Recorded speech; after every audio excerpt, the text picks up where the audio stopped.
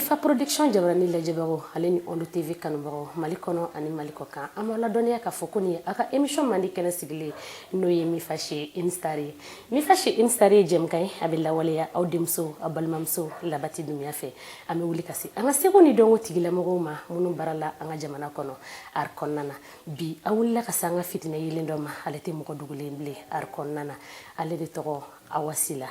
aya Awa Sila ye mɔgɔ min ye an bɛna se a yɛrɛ ma sisan nɔ a bɛ n'a yɛrɛ f'a ɲɛna an b'a fɔ o la ko Awa Sila i ni ɲankuma baasi t'i la baasi foyi tɛ n na Dunbiya nse i Sila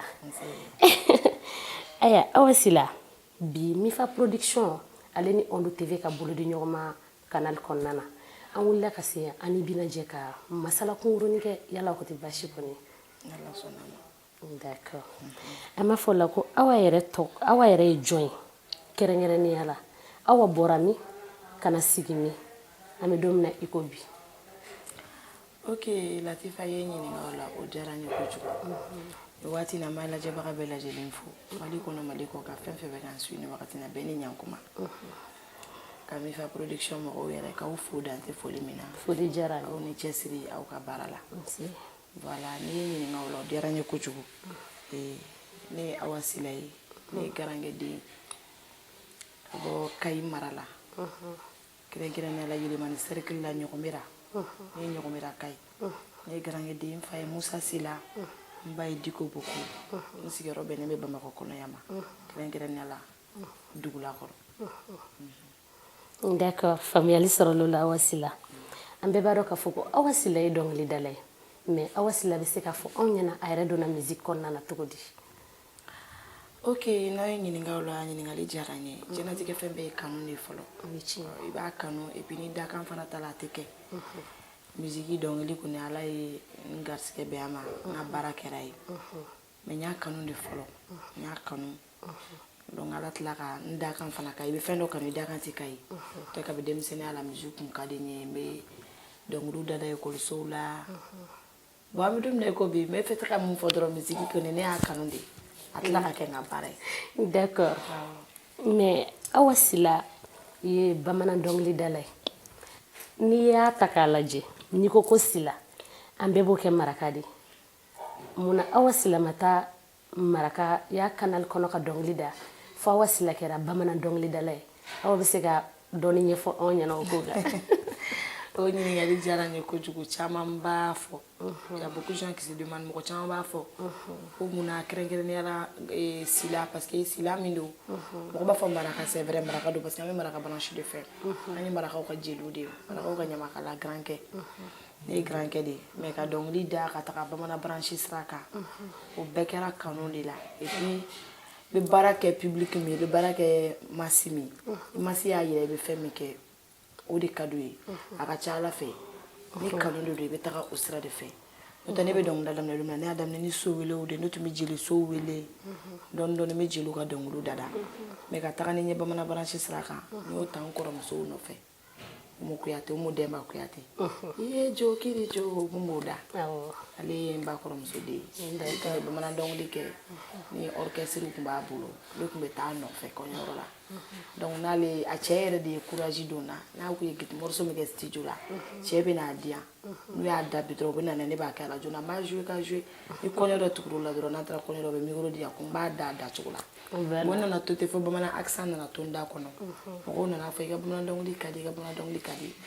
donc n nana to o sira de ka pewu ka commencer ka yɛlɛma o kan dɔɔni dɔɔni fo ka n'a kɛ bi o kɛra n ka branche préférée yɛrɛ n bɛ bamanan dɔnkili de kɛ dɔɔni dɔɔni o de banna d'accord Awa faamuyali sɔrɔla o la kosɛbɛ mais Awa ka musique Awa bɛ genre jumɛn de kɛ kɛrɛnkɛrɛnnenya la ne bɛ bamanan dɔnkili de da kɛrɛnkɛrɛnnenya la caman orchestral orchestre an b'a fɔ n ko orchestre ne b'o de kɛ ka caya mɔgɔw bɛ n ta sumo la o de la bon plupart n bɛ n ka sumo ta 100% n ka 99% bɛɛ o de jeli dɔnkili n tɛ s'a la bon hali bamanan dɔnkili fana tɛ s'a la n bɛ ka n dege mais jeli dɔnkili tɛ n ka branche kosɛbɛ bamanan dɔnkili in de kɔni n b'o de kɛ ka caya n taara kɔɲɔyɔrɔ la ni mɔgɔw bɛ se ka sow wele k'an garisɛgɛw minɛ mais bamanan dɔnkili de ye n ka base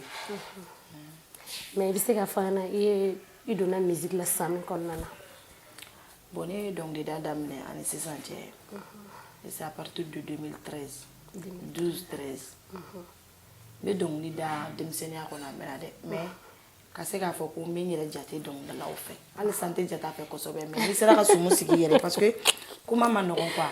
en tant que i sera ka sumu sigi i yɛrɛ ne ye sumu daminɛ n yɛrɛ 2012 d'accord donc k'a ta o la sisan ka na bila sisan na 2012 2013 n bɛ n débrouiller k'a kɛ dɔɔni dɔɔni alhamdulilayi fo bi. ok Awa Sila ye école kɛ. awɔ ne ye école kɛ. a jɛnyana kosɛbɛ. bon n ye dɔɔni kɛ n ye école kɛ ala tɛ fɛn bɛɛ diya mɔgɔ la n ye école kɛ n taara ɲɛfɛ dɔɔni parce que n ye premier cycle kɛ ka deuxième cycle kɛ ka taa lycée kɛ. d'accord donc ka bagi kɛ jusqu'à 3 fois n m'a sɔrɔ. donc o de ye n ka école ko ralentir o y'a sɔrɔ fana musique n donna musique domaine kɔnɔ sinon n bɛ bagi lycée kɛ tuma min na ka taga o b'a sɔrɔ n bɛ dɔnkili da école la mais a tun tɛ n kun na ko n bɛna dɔnkili da quoi donc n'o b'i kunna i bɛ se k'a fɔ ko de y'i ka école bali a tun tɛ n kunna ko n bɛna dɔnkili da mais n ye baara caman kɛ école la n tun bɛ dɔnkili da la n bɛ écoledenw fara ɲɔgɔn kan jusqu'à ce que écoledenw ka événement tun mana na wuli écoleden worotilaw ni fɛnw tun mana na wuli dɔrɔn u tun bɛ n wele parce que an ka école yɛrɛ a wagati ɲamakala tun wa ɲamakala den tun tɛ a la quoi ne kelen de tun y'a la tɔw bɛɛ tun ye hɔrɔnw ye ne kelen de tun ye ɲamakala parce que an ka denmisɛnninw bɛɛ tun bɛ n dɔn ne baw b'a kɛ donc ne yɛrɛ fana kelen de tun y'a la wagati écoledenw ka kunko mana se u tun bɛ n wele n bɛ taa dɔnkiliw da u bɛ wariw di yan o nana to la ala nana kɛ kalan fana j'ai pas été chanceux dedans n ma bagi sɔrɔ san kelen n y'a kɛ lycée yelen na n m'a sɔrɔ ka tila k'a kɛ tuguni n m'a sɔrɔ ka tila ka bɔ yen ka taa lycée wɛrɛ la école bɛ changer n m'a sɔrɔ donc situation tun ma nɔgɔn parce que école sarali ni fɛnw tun ma nɔgɔn bon ka wagati caman kɛ a nɔfɛ n m'a sɔrɔ ne ko n ko n est ce que n ko ne tɛ école ko in jɔ ka ɲɛsin musique branché ma donc ka to ka dɔnkiliw bila ɲɛma ten ka dɔɔni dɔɔni sɔrɔ k'ala tɛ fɛn bɛɛ diya mɔgɔ la voilà école jɔra ten tɔ donc an bɛ dugawu kɛ halisa ala ka dɔnkiliko ye ala k'a taa ɲɛ halisa d'accord Awa an ye dɔɔni kɛ kuma la i ka musique dɔ bɛ yen nɔ k'o da kan i bɛ se k'o dɔɔni da n'an kanubagaw ye. bon da kan kuma yɛrɛ y'a ban dɔnkili ma yɛrɛ ban da kan kokoriya tɛ n'a kan sa nin tɛna da kan bali juguya tɛ n'a kan sa nin si tɛ da kan bali u b'i kɔniya u b'i juguya nin si tɛ da kan bali u b'i janfa u b'i kɔrɔfɔ nin tɛna da kan bali faden kɔniya nin tɛna da kan bali jɔnni kunnandi kɛlɛbaga ne ko ni ala man di ni ala sɔnna ko min ma ni ko i ma sɔn na min faga a ka k'i kɔ a b'i malo de a ka k'i ɲɛna faden kɔniya ni si tɛ da kan bali. wow mais voix in ka di sa dɔɔni sa Mifa production jabarani lajɛbagaw ale ni Ondo TV kanubagaw an b'a fɔ a ye halisa ko nin aw ka émission mandi de ye min ye Mifa Chez Une Star ye Mifa Chez Une Star ye jɛmukan ye an bɛ wuli ka se an ka seko ni dɔnko tigilamɔgɔw ma minnu baara la an ka jamana kɔnɔ bi ta turu bɛ jɔ la o de ye Awa Sila ye ayiwa ko duman tɛna k'anw si negela ye dɛ Awa Sila yala i bɛ baara wɛrɛ kɛ ka fara musique kan wa. ayi ne tɛ foyi wɛrɛ kɛ dɔnkilida in dɔrɔn de ye n ka base ye. sisan d'accord Awa Sila bɛɛ b'a dɔn k'a fɔ baara o baara gɛlɛya b'a la wa nɔgɔya yɛrɛ fana b'a la awa ka baara in kɔnɔna na i bɛ se k'a fɔ an ɲɛna i ye gɛlɛya minnu sɔrɔ a daminɛ ni sisan cɛ ani i ye nɔgɔya minnu sɔrɔ ka se k'i da don olu la dɔɔni. bon i y'a fɔ cogo min na tɛ fɛ diɲɛlatigɛ fɛn fɛn n'i b'a kɛ gɛlɛya b'a la nɔgɔya b'a la ne ye gɛlɛya camanba de sɔrɔ parce que hali k'a dan n ye ɲamakaladen c'est vrai mais mɔgɔ si tun tɛ dɔnkili da an ka so dans la famille j'ai été la seule à prendre le micro donc o ye gɛlɛya fanba ye parce que i kelen bɛ fɛn min kɔnɔ e de b'a kɔnɔ ko dɔn mɔgɔ min tɛ fɛn min kɔnɔ o t'a kɔnɔ ko dɔn n'i y'a mɛn i somɔgɔw b'i dɛmɛ fɛn na o y'a ye u bɛ fɛn min ɲɛdɔn u bɛ se k'i dɛmɛ ka sɔrɔ u t'a ɲɛdɔn mais n'u b'a kɔnɔ o dɛmɛ de fana ka di ni u t'a kɔnɔ ye donc o ye gɛlɛya fan belebeleba ye n sɔrɔ i m'a faamu wa a gɛlɛya denmisɛnninya a tun ka gɛlɛn yɛrɛ yɛrɛ de parce que je me suis battue n ye n débrouillé dɔɔni dɔɔni n ye n débrouillé dɔɔni dɔɔni dɔɔni dɔɔni n yɛrɛ de ye ala ni n yɛrɛ ani mɔgɔ ɲumanw minnu ye n kanu a la ka n soutenir a la jusqu'à ce que n filɛ yɔrɔ min na bi ni débrouiller nyere faut ka fleurom na bi faut ka se no ala barka la donc ni gɛlɛya caman o ye sɔrɔ ka tɛmɛ voilà bon min ala nɔgɔman fana ye ni i ye fɛn kɛ i y'a ɲɛɲini ka fɛn min kɛ n t'a fɔ n y'a ɲɛ sɔrɔ à 100% mais ala barika la bi mais ala tanu oui ala tanu ala tanu je suis pas la meilleure dedans mais je me débrouille ok donc mais n bɛrɛma tani kɛ bana o de ka gɛlɛn et avec ça aussi n ye garisɛgɛ fana sɔrɔ a la parce que an ka baara in a ka di a ka gɛlɛn mais fɛn min b'a nɔgɔya y'a ye i yɛrɛ bakun i bɛ mɔgɔ minnu b'i fɛ olu bɛ se k'a nɔgɔya i bolo k'a diya i la ne bɛ ala tanu bi n b'a barika da micro in ça n'a pas été facile mais je me suis battue n ye dɔɔnin kɛ n ye n garisɛgɛw sɔrɔ n ye fɛn caman sɔrɔ a la donc ala a nɔgɔya caman kɛra d'accord parce que n ye wariw sɔrɔ fɛn min na ka finiw sɔrɔ a la ka sababu ɲumanw sɔrɔ ka voyagew kɛ foyi foyi comprendre tɛ n'a kɔnɔ alhamdulilayi bana o de ka gɛlɛn halisa ala ka dɛmɛ kɛ d'accord faamuyaliba sɔrɔ olu la baara in kɔnɔna na gɛlɛya tɛ i ni artiste ɲɔgɔn tɔw cɛ non alhamdulilah n bɛ ala fo k'a barika da n bɛ ala fo o yɔrɔ la artiste foyi tɛ mali kɔnɔ komi réseau de don diɲɛ bɛɛ b'a ye mɔgɔ tɛ mali kɔnɔ yan nɔ ne ni mɔgɔ min ka kala bɛ ɲɔgɔn na n ba ye minnu ye n b'u bonya tel que mes parents n kɔrɔ ye minnu ye n b'u bonya n dɔgɔnin yɛrɛ fana ye minnu ye u bɛ n bonya n fana b'u bonya voilà gɛlɛya tɛ ni artiste cɛ quoi voilà n kɔrɔ n karamɔgɔ de bɛ ye n karamɔgɔ ye bɛɛ ye n kɔrɔ ye bɛɛ ye n ba ye bɛɛ ye voilà ok faamuyali sɔrɔlo la awa i kɛra togo togo baara kɔnɔna na i b'a ye k'a fɔ i bɛ dɔ ɲɛ wa dɔ yɛrɛ fana b'i kɔ e bɛ se ka ladilikan jumɛn sɔrɔ k'a fɔ minnu bɛ ka wuli aw ka musique kɔnɔna na d'accord o yɔrɔ fana diyara n ye n bɛ min fɔ n dɔgɔninw ɲɛna an ka baara in a sɔrɔ belebeleba ye sabali de ye a sɔrɔ belebeleba ye majigi ye a sɔrɔ belebeleba ye k'i ɲɛmɔgɔ dɔn k'u bonya ka kotow t'a la donc an ka ɲɔgɔn bonya dɔrɔn kɔrɔya t'a la dɔgɔya t'a la an ka ɲɔgɔn gasi sigi an k'a dɔn an bɛɛ de fɛn kelen ni artiste faga artiste de bɔ a kɔnɔ an bɛɛ de kelen n bɛ karisa ɲɛ o karisa bɛ ɲɛ o n ka kɔrɔ ni karisa ye o karisa ka kɔrɔ ni ye o t'a la en tant que aw bɛɛ ye baara suguya kelen kɛ aw bɛɛ kɛra kelen donc an de ye kelen an ka kɛ ɲɔgɔn fɛ an ka ɲɔgɔn bonya an ka koto ɲɔgɔn ta an ka ɲɔgɔn gasi sigi kɔrɔ ka kɔrɔ dɔgɔnin k'a kɔrɔ dɔn kɔrɔ fana k'a dɔgɔnin gasi sigi voilà n b'o de fɔ n dɔgɔninw ye hali bi ala ka sabali d'an bɛɛ ma amina yarabi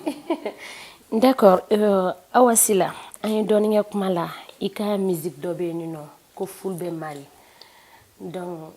i bɛ se ka mun sɔrɔ ka fɔ an ɲɛna o dɔnkili kan i n'a fɔ e bɔra k'a fɔ sisan i ye bamanan dɔnkilidala de mais nin fila dɔnkili de min b'a kɔnɔ an t'o dɔn dɛ i bɛ tila k'o kɔrɔ kɔni fɔ a ɲɛna mais mun de nana n'a hakilina ye d'accord Latifa i y'a fɔ cogo min na an ɲininkali diyara n ye an bɛɛ ka diɲɛlatigɛ sababu ye an mansaw de ye ne ye filamuso den de ye ne ba ye fila de ye ma bɔ donc une fois Umar Konate de ye wele a ka studio la an tun bɛ ka taa kɔrɔbɔrɔ dɔ de ka chœur kɛ n taatɔ dɔrɔn parce que ne ka dɔnkili expérience caman bɛ sɔrɔ k'an to taamasen de fɛ n taatɔ dɔrɔn n ye dɔnkili in fɛn mɔbili kɔnɔ n y'a da n sera dɔrɔn an tilala o tigi ka chœur la ne ko Umar n ko fila dɔnkili dɔ yɛrɛ kɛrɛ bɛ ne bolo an t'a a lajɛ Umar Konate nin yɔrɔ la n b'a fɔ n ka maestro b'a dɔn k'a foli belebeleba b'a ye ministre de ye donc a ko n ma ko ne ka don ko k'a da n donna dɔrɔn n ye chœur kɛ dɔrɔn a sanfɛ ko non kan ka continuer dɔnkili dacogo de filɛ n taara wali chœur de kɛ mais n ye profité n y'a da dɔrɔn a réseau la parce que n yɛrɛ ka musokɔrɔba ye fila ye o y'a constaté donc n bɛ filakan de fɔ a kɔnɔ n bɛ filaw de fo n bɛ filaw de fo diɲɛ kɔnɔ filaw n ko ne kɛra cogo cogo n ko ne tɛ taa ka filaw da ni bɔ bɛ kɛ cogo min na ni saya bɛ kɛ ten n ko ne ye filamuso si ne min donc ne tɛ kɛ dɔwɛrɛ ye ni filamuso den tɛ ne ka filaw de fo a kɔnɔ quoi fila dɔnkili komi n yɛrɛ bɛ n débrouiller filakan na dɔɔnin ɔdɔn cɛli na Fulbɛ dɔn cɛli Fulbɛ Mali Fulbɛ dɔn cɛli na ɔdɔn cɛli na Fulbɛ dɔn cɛli Fulbɛ mɔti ɔdɔn cɛli Odon chelina fulbaron cheli fulbe nyoro odon chelina fulbaron cheli fulbe Ethiopie fulbaron chelina kuru fulbe Mali misalmini hon gafure awa wari fasalmini hon albarka ire de o kede ajere pulo nyamini pulo tunali pulo teta pulo bamina pulo jibinali ni yorobi Mali kono filadon ye jigitani unyena di ko de gafure awa ma jalo jagite siribeyo sangare bari futa torolo sopulo lipulo alpulo japulo jopulo albarka fulbe Mali. Wow. Ni be flow wele Wuleli wan man me ko sebenga. e dunya no muso ala Fila dongli de kade da kono wa. Bamanan dongli de kada da kono wa. Nere ma se ka fushi famuya ni ko ina. Na ni koni ya dane ma ne ba faki ka continue ni fila dongli. Ya problème faut la mena to branche fara nyami. D'accord. Mi fa production jabarani la jabaro Mali kono ani Mali koka ale ni Ondo TV kanbaw amba faye alsa ko ago émission mandi de do mi fashi insar bita trouver jona odi awasile ko musique duma tena ke anchi negelay awre kluba a voix duma mbay na sa la voix d'or. Non, akuma te kew. D'accord, awasila. Muni kadi awasila yare nyana mayala. Le manger. E ba fa bugari ne ya. Dundra ne gadawa. Bo min kadi ne. O ye tiɲɛ de. Aka kuna mɛ. Akadi. O ye tiɲɛ. Amantimi waati bɛrɛ mɛ akadi. Tiɲɛ de kadi ne. Adamaden kɛra cogo cogo. Ni tiɲɛ mi diya mɔgɔ ye tiɲɛ ti mɔgɔ goya mɔgɔ ye. Tiɲɛ ma ni goya mɔgɔ ye cogo cogo. O bɛ se ka kɛ wagati n'a ko ye. N'a tigi ye tiɲɛ ye diɲɛlatigɛ don o don a bɛ segin ka k'i fɛ. Tiɲɛ ni ɲɔgɔn tɛ. Tiɲɛ de ka di ne fɛn bɛɛ bɛ tiɲɛ de kɔnɔ danaya bɛ tiɲɛ kɔnɔ tigɛna bɛ tiɲɛ kɔnɔ adamadenya ɲuman bɛ tiɲɛ kɔnɔ adamadenya tiɲɛni bɛ tiɲɛ kɔnɔ tiɲɛ de ka di ne an muni mandi awasile bon ne ti fɛn min yɛrɛ fɛ diɲɛ kɔnɔ Latifa o de ye bisigi ye ka mɔgɔ minɛ fɛn ma ka sɔrɔ a ma fɛn min kɛ bisiki bi sɔrɔ hali kumakan fɛ ne bɛ se k'a fɛ sa karisa ye nin kɛ ka sɔrɔ e bi da la mɛ i m'a yala i m'a dɔn n'a ye mɛ i bi da la ne b'a fɔ o ma ko bisiki parce que i y'a bisiki n'a ye ka sɔrɔ i t'a dɔn n'a ye mɔgɔninfin ma diɲɛlatigɛ fɛn fɛn ye kana mɔgɔ minɛ a ma diɲɛlatigɛ fɛn fɛn ma k'i la kana mɔgɔ minɛ a ma u y'a fɔ n ye tan e ɲɛ y'a ye ni ɲɛ ye fɛn min ye i bɛ se ka baara kɛ ni o de ye ou bien n tulo ye fɛn min ye n bɛ se ka baara kɛ ni o de ye ne tɛ bisiki de fɛ mɔgɔninfin kɛra cogo o cogo nul n'est parfait mɔgɔ si dafalen tɛ mais kana mɔgɔ bisiki mɔgɔ mana kɛ diɲɛlatigɛ cogo o cogo a ma fɛn min k'i la ni diɲɛ bɛɛ ko a tigi ye mɔgɔ lankolon ye n'a ma se i ma kana bisiki ni diɲɛ bɛɛ ko mɔgɔ ye mɔgɔ kuntan ye n'a ma se i ma kana bisiki bisiki man di Ala ye ne yɛrɛ Awa t'a fɛ ne ti mɔgɔ bisiki ni diɲɛ bɛɛ ko ne ma ko mɔgɔ dɔ ye fɛn dɔ ye ne ka logique ye n dɔnbagaw bɛ n dɔn ni ne ma fɛn min ye i bɛ se ka k'a ye ne kɛrɛfɛ i bɛ se ka kɛ fɛn bɛɛ ye ne yɛrɛ kɛrɛfɛ mais ni ne yɛrɛ ma fɛn min ye ne ti sɔn a ma ne ti minɛ a ma donc bisiki man di ne bisiki de man di ne d'accord faamuyali ba sɔrɔla o la a b'i n'a fɔ an ka émission min ɲini ka se a kuncɛyɔrɔ ma d'accord Awa Sila an bɛɛ b'a dɔn k'a fɔ Mali bɛ gɛlɛya min kɔnɔna na caman bɔra la i n'a fɔ halisa e bɛ se ka mun de sɔrɔ ladilikan na ka ɲɛsin maliyɛnden bɛɛ lajɛlen ma ani dugawu b'i bolo ka ɲɛsin an ka jamana in ma ayiwa an bɛ dugawu de kɛ Ala ka Mali suma amina ya rabi Ala k'a suma amina ya rabi Ala ka an bɛn kelen ma maliyɛnden cɛ n'a muso a denmisɛnnin n'a makɔrɔba Ala k'an bɛɛ bɛn kelen ma Ala k'an ka faamaw Ala k'u dɛmɛ ka Mali ta fanga d'u ma amina ya rabi Ala ka Mali suma kɔrɔnfɛ kɛlɛ Ala ka a fitinɛ faga ala ka bɛn sabati cɛw ni ɲɔgɔn cɛ ka sabati musow ni ɲɔgɔn cɛ ka sabati autorités ni ɲɔgɔn cɛ ka sabati an artistes yɛrɛ ni ɲɔgɔn cɛ amina ya rabbi ay bi ala kan lakana ala ka bɛn sabati amina do mele bolo de ala ka do nun bɛɛ lajɛlen jaabi ya rabbi ama amina d'accord awa ka projet fin jumɛn donna nataw la bon alhamdulillah rabbil alamin a ka di ɲali bi ka ɲɛtaga sɔrɔ n ka baara kɔnɔ voilà donc projet baden bɛ n bolo k'a kɛ réaliser ni ala ye n dɛmɛ inchallah ala ka dɛmɛ kɛ ko projet bɛ yen nɔ ka projet caman caman sɔrɔ an ka wele tournée baw festival baw voyage baw amina ala ko kɛ amina olu bɛɛ b'an ka projet de l'avenir la ala k'a nɔgɔya amina ya rabbi ala ka ko ɲɛ bɛɛ lajɛlen nɔgɔya d'accord i bɛ se ka folikan jumɛn lase i kanubagaw ma nin waati in na voilà ne mana sigi média fɛn fɛn kɔrɔ mana sigi télé so fɛn fɛn kɔrɔ ne y'o de fɔ ni maanifin na ni jujɔn ko dɔrɔn laban ko b'i kamana kan awa sila bamakɔ yan maaw bɛ n wele u bɛ n sɔn u bɛ jɛnatigɛ fɛn bɛɛ di yan mais cɛ kelen de bɛ min ye ɲɛ bɔ n na fɔlɔ malali di alo tarawele fo y'an fɔ Guinée Conakry a ka association sigilen don a kama ka fantanw dɛmɛ ka yatimɛw dɛmɛ n'o ye vision nouvelle ni waati na n b'a n'a ka denbaya fɔ Conakry alo tarawele dante foli min na a n'a furumuso a n'a denw k'a ka association bɛɛ lajɛlen fɔ Mali kɔnɔ diɲɛ fantan naani bɛɛ u ɲɛna ma u ye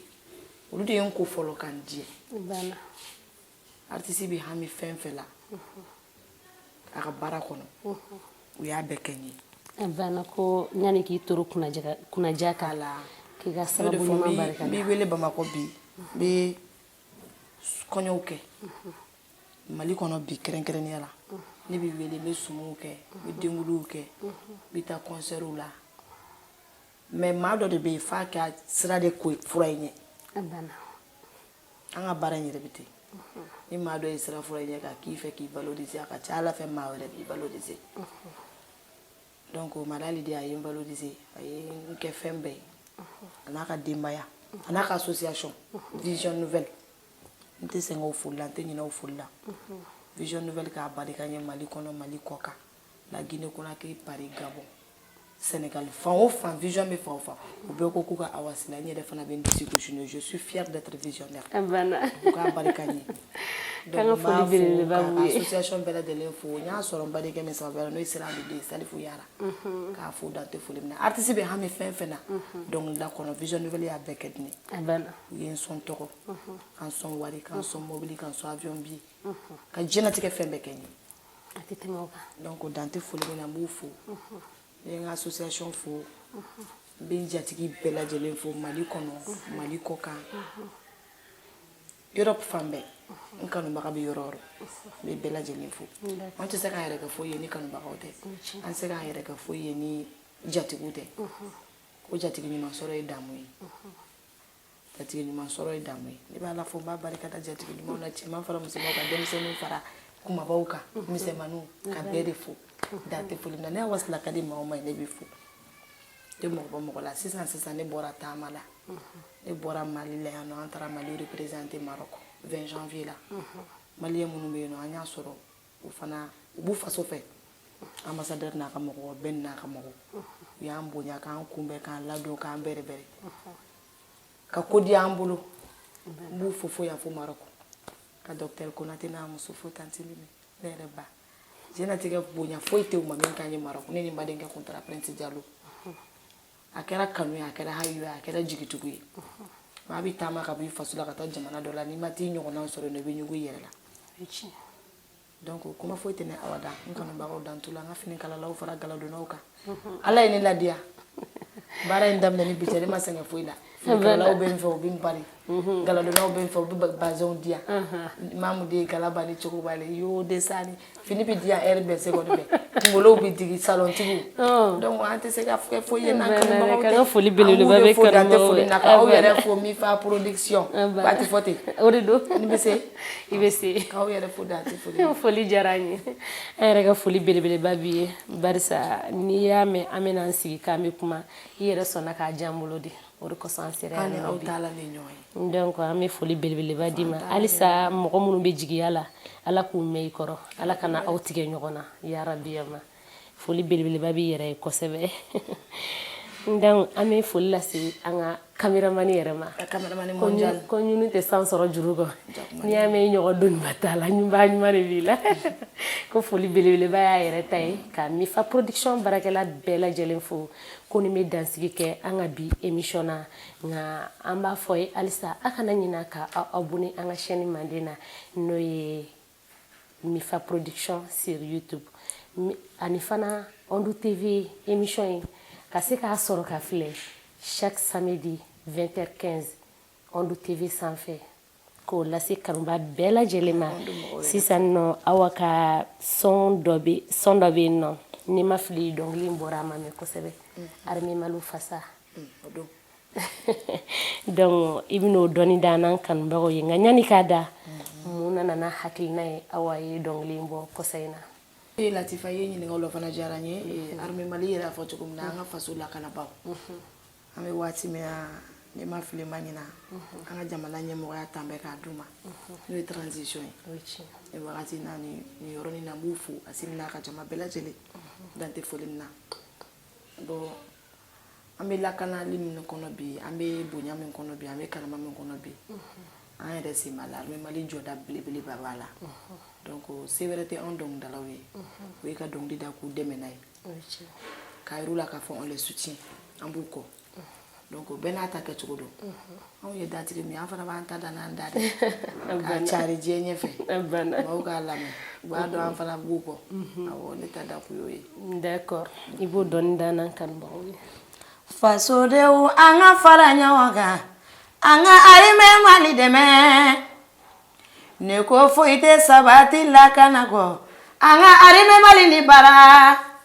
kale kan tɛ kɔrɔbɔ Armé Mali kale kan tɛ kɔrɔbɔ fasodenw an ka fara ɲɔgɔn kan an ka Armé Mali dɛmɛ ni ye anw ye daga sunɔgɔ la hakililatigɛ la hakili lafiya la ala ni Armé Mali ka cɛsiri an ka Armé jɛnɛ fana baw kɔ ka jɛ furumusow kɔ ka jɛ denbaya k'ulu kɔ walasa faso Mali ka lakana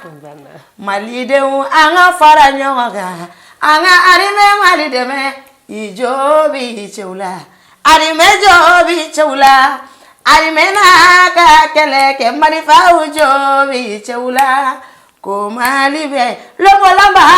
Mali tɛ bi abada ko sabu kɛ sigi ka fɔ ni kelenya bɛ Mali la. Wow. Ok, an b'a fɔ ko nin bɛ dansigi kɛ an ka bi émission na Mifa production jabarani lajɛbaaw Mali kɔnɔ ani Mali kɔ kan an b'a fɔ ko k'an bɛn diɲɛ waati wɛrɛ